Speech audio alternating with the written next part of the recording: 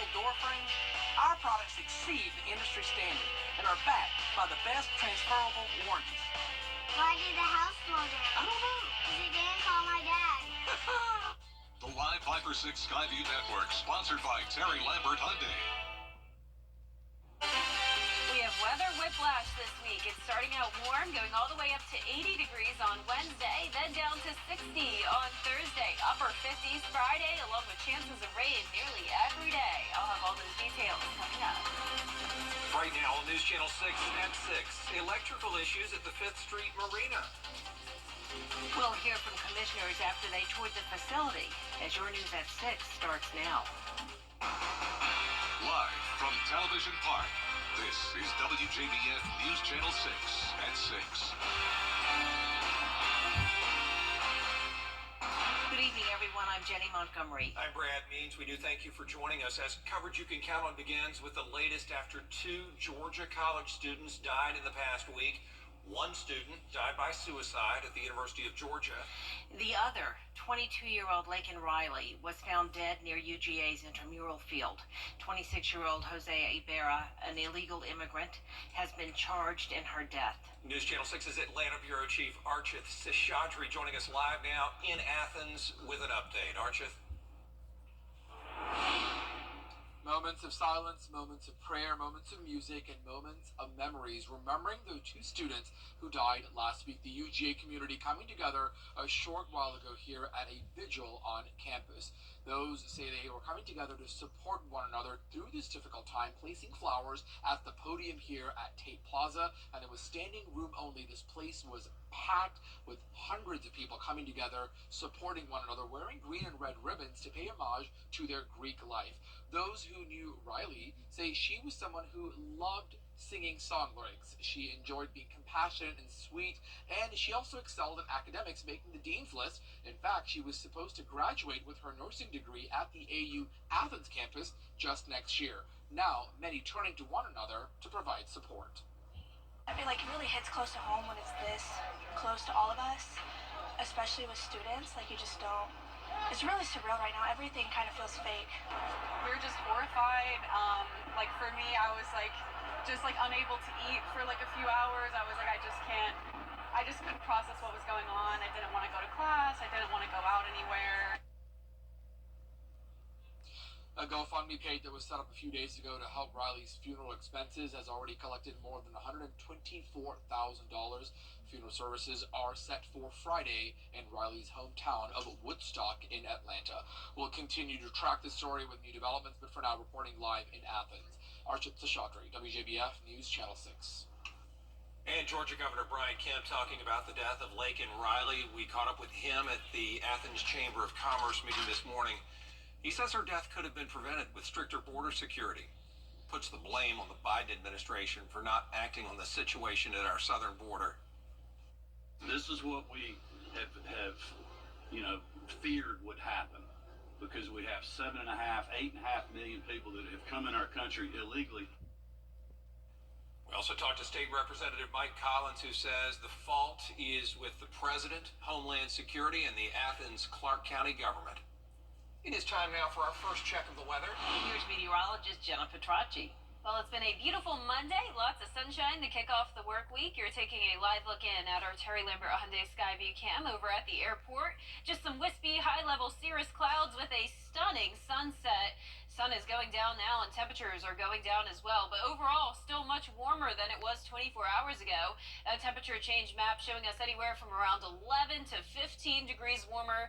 Yesterday we only topped off at 60, and today we made it past 70 degrees. Right now we're down to 69 in Augusta. Earlier we were at 73, 71 in Evans, 70 in Swainsboro, 73 still in Louisville. Wrightsville also at 69 and 68 in Waynesboro. Dew points are low this evening in the 30s, a dry and warm air mass in place with winds coming in from the south. It's definitely pretty breezy. It's been breezy over the weekend, and the winds will stay pretty strong over the next few days as well. Satellite radar showing the calm conditions for now. We have this ridge of high pressure overhead with clouds around that ridge. These clouds will continue to stream into our direction, so overall a cloudy Tuesday in store, mostly dry, only a few showers possible. The bulk of the rain comes in on Wednesday evening. evening as that cold front that's all the way up in the north will eventually swing down towards the southeast. But for the remainder of our Monday evening, looking good. Upper 50s by 8 o'clock, low 50s by 10 o'clock. Well above freezing temperatures tonight. So the clouds move in on Tuesday, staying breezy with a rain chance each day, and then a much cooler end to the week. I'll have all those details coming up shortly, but back to you. All right, Jenna, thanks. A path forward for the 5th Street Marina is heading to Augusta commissioners. A discussion of the troubled facility will go before committee on Tuesday. George Escala has the story. Some Augusta leaders at the 5th Street Marina to see firsthand the problems. I'm really at a loss for words on how we ended up in this situation, and then all of a sudden, we're told that it's going to take millions to fix this, where, in fact, if we just maintained it along the way, we wouldn't be in this predicament. A pressing issue at the marina, the electrical system. Francis Christian is the operator and plans to go before a commission committee Tuesday to discuss getting the marina fixed up without shutting it down. Yes, maintenance needs to be done on a regular basis. Certain things need to be fixed. But as far as shutting off everything, that's just big overkill. I just think that we have to fix it. Maybe, again, let's fix it in pieces, but making sure that it doesn't close. Commissioners say as part of the lease agreement, Augusta would hold inspections. When you look at the lease that we have in place for the operators at the marina, it clearly states that there are supposed to be biannual inspections done by the city. And we have yet to have those inspections handed to us. I've been here 7 years. We've had 0 inspections other than today. An engineering report is recommending replacing the 30-year-old marina, but Christian believes repairs would buy some time. Do maintenance, do what's required. The report says we can get by 5 to 10 more years. At what cost? They say $3 million. I don't think you take that. I think you probably fix it for under $50,000. Augusta's searching for answers to keep the marina afloat. In Augusta, George Escala, WJBF, News Channel 6. A fire investigation is underway in Aiken County. Firefighters got the call this morning to Inez Lane. The family got out of that house. 2 dogs died in the fire. Knocked down 10, 15 minutes to get it knocked down. Now, there's still possibly could be some hot spots inside, but for the most part, the fire's out. The Red Cross tells us 10 people were displaced by that fire. I-20 exit 190 has opened back up with a new way of getting people where they need to go, and many are saying it's not as scary as it looks. Hannah Latier joins us now live from Lewiston Road in Grovetown to show us how to navigate a diverging diamond interchange. Hannah? Jenny, although construction on the interchange was postponed several times, crews finished up early yesterday afternoon, allowing drivers to test out the new design. Traffic on the right side of the road crosses over to the left and vice versa. This allows drivers to turn left on and off the interstate ramps without having to go against traffic. County engineers stressing that as long as you stay in your lane and pay attention to traffic lights, it'll do all the work for you. Some drivers we spoke to are loving the new addition. Others are a little apprehensive. So I really liked it.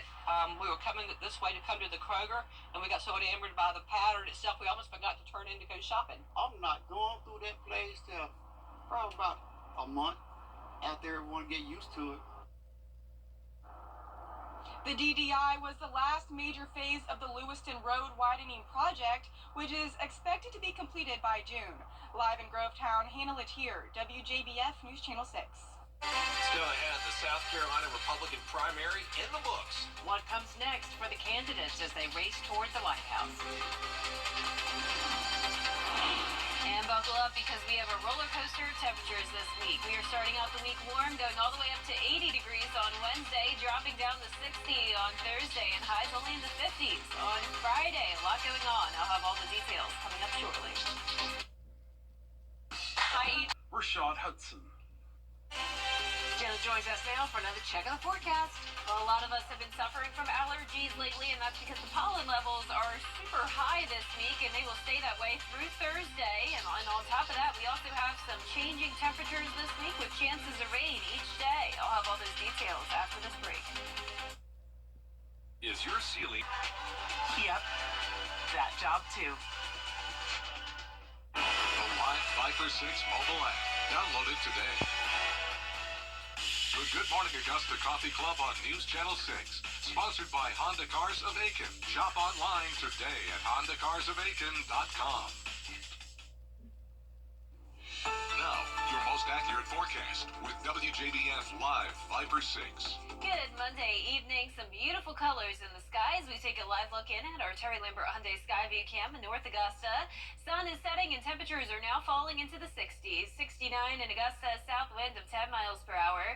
Dew points are low in the low 30s. Overall, a pretty calm start to the work week. Comfortable temperatures right now, anywhere from those upper 60s through low 70s. And we will warm up over the next couple of days. It's going to stay mostly dry tomorrow, just some clouds moving in. We have this ridge of high pressure overhead with the clouds outside that ridge all streaming into our area. And then we're going to watch this cold front that's all the way up in the northwest. This will eventually make its way down towards the southeast, bringing us a chance of rain on Wednesday. But in the meantime, Monday through Wednesday, nice and warm, above average temperatures all across the southeast. It won't last for long, though. This is what I like to call a fake spring, because the winter-like weather will be back starting on Wednesday evening. There's the cold front that'll come in from the north.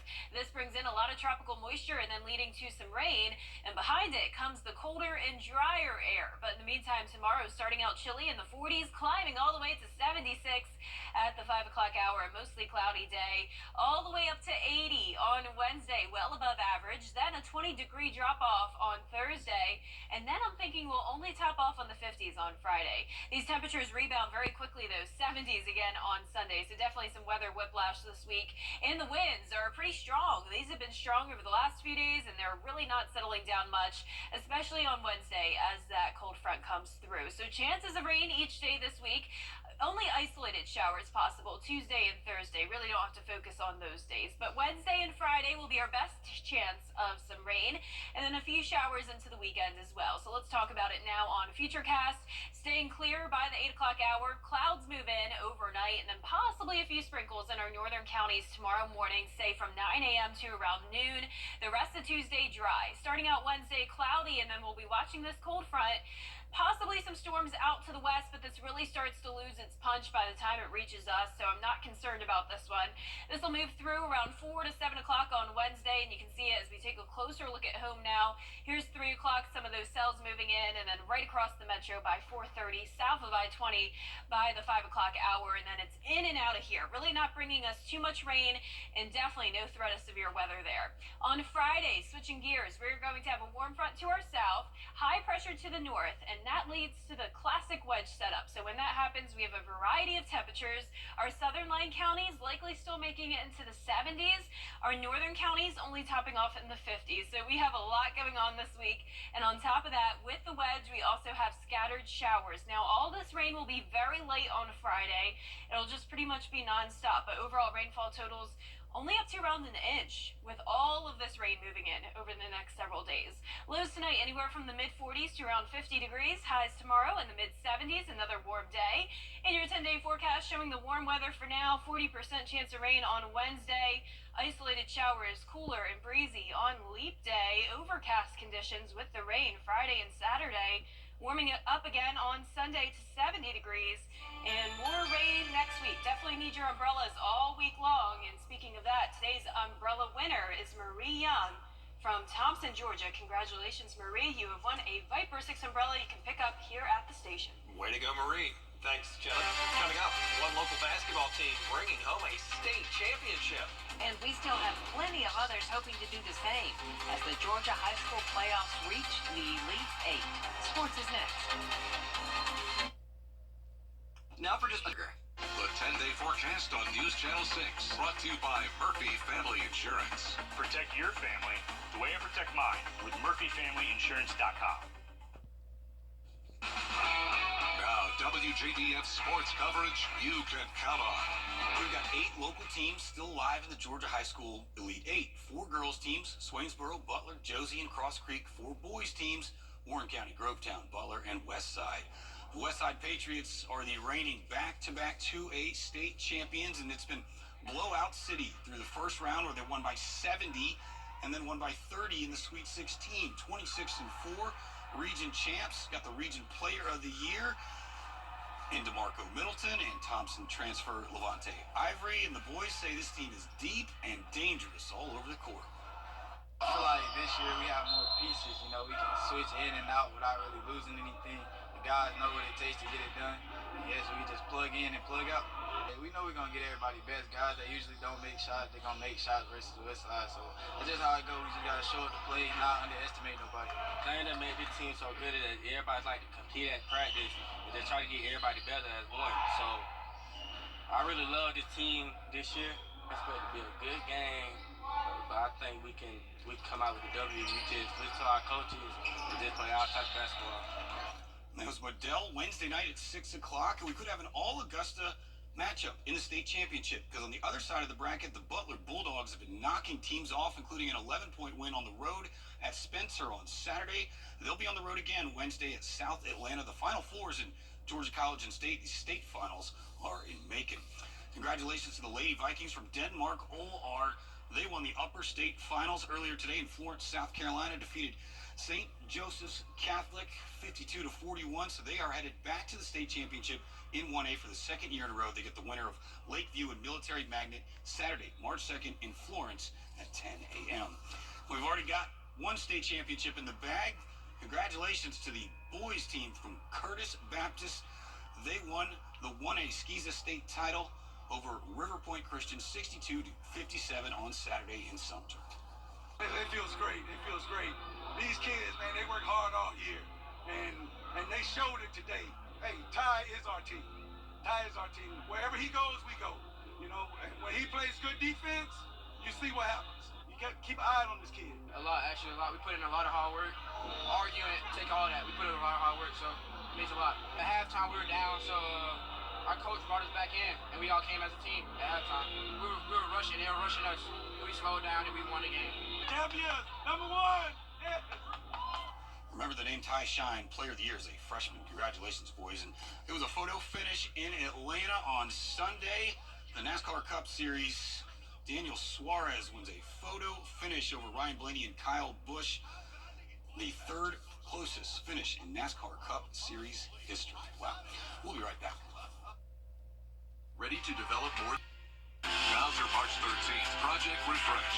News Channel 6 and the Giving Your Best partners need your help. Provide hope one shower at a time by donating shampoo, deodorant, and other essentials at Television Park or any Security Federal Bank location. News Channel 6 invites you to take your cooking to the next level in the kitchen with Miss Darlin. Check it out now at WJBF.com. Ready to develop more than a career? /career. On our 10-day forecast, you can see we are warming up each day, going up to 80 degrees on Wednesday, becoming cloudy, staying breezy, along with a 40% chance of rain on Wednesday, getting cooler for Leap Day, final day of February, down to 60 degrees. Back to rain and clouds Friday and Saturday, getting even cooler, down to 58 on Friday. Then the temperatures go all the way back to 70 on Sunday, continued chances of rain all the way into next week as well, with temperatures comfortable all next week. All right, thanks, Jenna. That's our report for now. We're back at 7 after World News tonight. And then we'll see you again for News Channel 6 at 11. Have a great evening. Good night. That is a